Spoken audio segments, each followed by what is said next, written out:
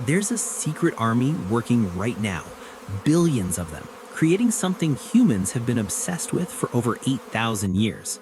Something that never spoils, something that can heal wounds, sweeten lives, and in some parts of the world costs more per pound than crude oil. This is honey, but not the way you think you know it. Every year, the world's largest commercial bee farms manage over 100 million colonies. Each colony can contain up to 60,000 bees. Do the math. That's nearly 6 trillion individual workers, all synchronized, all driven by one ancient instinct: survive the winter. What you're about to see is how modern industry has learned to work with this biological supersystem, how humans turned one of nature's most aggressive defenders into the most productive livestock on Earth, and how a single mistake at any stage can destroy an entire season's harvest worth millions. Let's start where it all begins, not with the workers you see buzzing around flowers, but with the queen. Inside a climate-controlled breeding facility, a beekeeper holds something most people will never see in their lifetime: a frame filled with hundreds of tiny white larvae, each barely the size of a grain of rice. Only a few of these will become queens, and that decision determines everything. A queen bee can lay up to 2,000 eggs per day during peak season and continue for up to 5 years. That's more than 3 million eggs in her lifetime. If her genetics are weak, the entire colony collapses. If she's strong, she can power a honey empire. So beekeepers don't leave this to chance. They select larvae only from colonies that showed 3 traits the previous season: high honey production, disease resistance, and low aggression. It's selective breeding for insects. Using a tiny spoon-shaped grafting tool, the beekeeper gently lifts a single larvae and transfers it into a special vertical queen cell designed for royalty. Nurse bees immediately surround it and begin feeding it royal jelly. Royal jelly is a nutrient-dense substance packed with proteins, vitamins, and hormones. And here's the critical detail: this food alone determines whether the larvae becomes a queen or a worker. Same DNA, different diet, different destiny. For 12 days, the future queen consumes only royal jelly. Worker bees receive it for just 3 days before switching to honey and pollen. That small difference triggers completely different genetic expression. The queen develops a larger body, a longer abdomen, and fully functional reproductive organs. After development, queen cells are moved to mating hives. Once emerged, the new queen takes her maiden flight, mating with multiple drones mid-air. She stores enough genetic material to fertilize eggs for the rest of her life. Then she returns to the hive and begins laying thousands of eggs per day. But the queen isn't the ruler. She's the engine. The real power belongs to the workers. Now we move to the fields. A large-scale honey operation doesn't use backyard hives. These apiaries may contain 5,000 to 10,000 hives, placed near vast flower sources: clover, alfalfa, orange blossom, or wildflower fields, depending on season and location. Each hive holds roughly 50,000 to 60,000 workers. During peak bloom, every bee has a role. A single forager can visit up to 5,000 flowers per day, flying as far as 3 miles from the hive. They navigate using the sun, landmarks, and Earth's magnetic field. When a bee discovers a rich nectar source, it returns and performs the waggle dance, a precise communication system.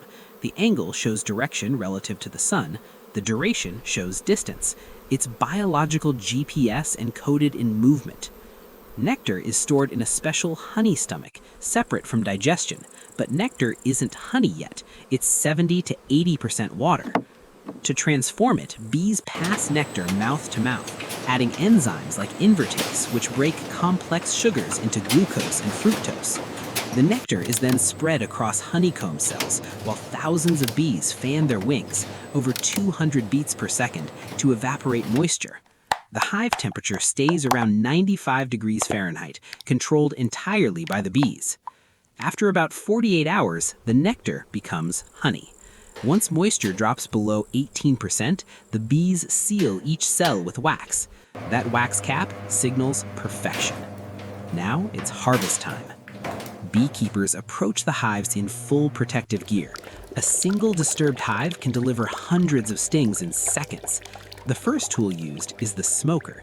Smoke disrupts alarm pheromones and triggers a survival response. Bees gorge on honey, preparing to flee what they believe is a fire. A bee with a full stomach struggles to sting, giving the beekeeper a narrow working window. Frames are pried loose using a hive tool. Propolis, a sticky resin collected from trees, glues everything together. Each frame is inspected carefully.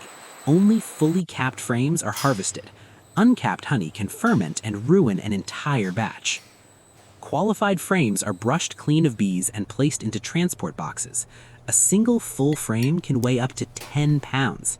Large crews can harvest hundreds of thousands of pounds in a single day. But danger is always present. Varroa mites, tiny parasites, feed on bee blood and spread rapidly. Untreated, they can destroy a colony in weeks. Beekeepers monitor mite levels constantly and apply treatments that kill parasites without contaminating honey. Even worse is American foul brood, a highly contagious bacterial disease. There is no cure. The only solution is to burn the entire hive, frames, boxes, bees, everything, to prevent spread. Only inspected, healthy frames move forward. They're transported to processing facilities where nature meets engineering. Frames enter uncapping machines where heated blades shave wax caps from both sides. Wax is reused for candles, cosmetics, and pharmaceuticals.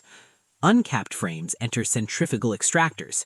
Spinning at controlled speeds, centrifugal force pulls honey from the comb without damaging the structure. Raw honey is cloudy, containing wax, pollen, air bubbles, and debris. It passes through multiple filtration stages and is gently warmed to improve flow, never exceeding safe temperatures that would damage enzymes. Filtered honey rests in massive stainless steel tanks for up to 3 days. Air bubbles rise and are removed. Temperature remains carefully controlled. Before bottling, honey is tested for authenticity. Advanced methods like nuclear magnetic resonance spectroscopy verify floral source and detect adulteration. This protects quality and consumer trust. Once verified, honey enters automated bottling lines. Jars are filled, capped, labeled, and batch-coded for full traceability. Some honey is blended, others are monofloral, produced from a single flower type. To achieve this, beekeepers transport hives across states, following bloom cycles in a practice called migratory beekeeping. Thousands of hives are moved at night, secured and ventilated, arriving at the exact moment flowers peak. The result is what you see on store shelves, a simple jar of golden liquid. But inside that jar is an extraordinary story. Millions of miles flown, billions of flowers visited, biological chemistry perfected by evolution, and precision engineering guided by science. Honey is more than food. It's a partnership between humans and insects thousands of years in the making. A balance of biology, patience, and technology. And that's how billions of bees produce one of nature's most perfect foods, year after year.